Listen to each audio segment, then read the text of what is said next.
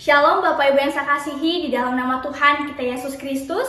Hari ini kita akan merenungkan satu kebenaran firman Tuhan yang terambil dari kitab Kolose 3 ayat yang pertama hingga ayat yang ke-17. Saya akan membacakan 4 ayat pertama untuk setiap kita. Karena itu kalau kamu dibangkitkan bersama dengan Kristus, carilah perkara yang di atas di mana Kristus ada, duduk di sebelah kanan Allah. Pikirkanlah perkara yang di atas, bukan yang di bumi. Sebab kamu telah mati dan hidupmu tersembunyi bersama dengan Kristus di dalam Allah. Apabila Kristus yang adalah hidup kita menyatakan diri kelak, kamu pun akan menyatakan diri bersama dengan Dia di dalam kemuliaan.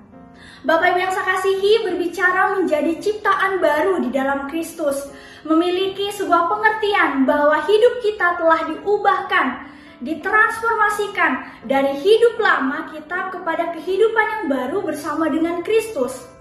Hal ini berarti bahwa kita yang adalah manusia lama yang berdosa dan bercerai di hadapan Allah telah diperdamaikan, disucikan, dan dimurnikan sepenuhnya di dalam Kristus. Bapak Ibu yang terkasih, jika kita memperhatikan bersama kata diperbaharui atau memperbaharui ini, maka kata ini dapat diartikan sebagai sesuatu yang berbeda dari yang sebelumnya dan yang mengarah kepada sesuatu yang jauh lebih baik atau baru. Atau dengan kata lain disebut sebagai sesuatu yang dibuat ulang menjadi sesuatu yang jauh lebih baik dari sebelumnya. Bapak Ibu yang terkasih, kita sebagai anak-anak Allah akan mengalami transformasi hidup ketika kita hidup baru bersama dengan Kristus. Dari bagian firman Tuhan hari ini, maka ada 3 poin yang bisa saya bagikan untuk setiap kita. Poin yang pertama, kita bisa melihat dari ayat yang pertama hingga ayat yang keempat, yang berbicara tentang bagaimana hati kita harus terfokus kepada Kristus, yaitu keseluruhan hidup kita harus terpusatkan kepada Kristus. Kemudian poin yang kedua, kita bisa melihat dari ayat yang kelima hingga ayat yang ke-11 yang berbicara tentang bagaimana kita harus menjauhkan diri dari belenggu dosa. Dan poin yang terakhir, yaitu poin ketiga, berbicara tentang tanggung jawab dan kewajiban kita dalam menjalani hidup baru bersama dengan Kristus. Kita bisa melihat dari ayat ke-12 hingga ayat yang ke-17.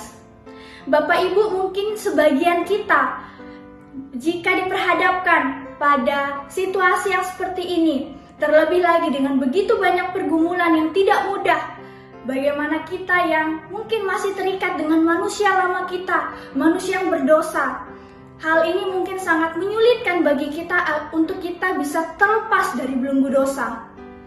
Bapak Ibu, satu hal yang perlu kita ketahui yaitu jika kita tetap memperkuat hubungan kita dengan Tuhan, maka kita akan melihat bagaimana Tuhan itu akan terus bekerja dan berkarya di dalam kehidupan kita.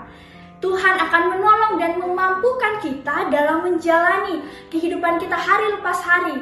Dan kita dapat melihat bagaimana Roh Kudus itu berkarya, memperbaharui hidup kita, dan membersihkan kita dari dosa-dosa yang terus mengganggu kehidupan kita.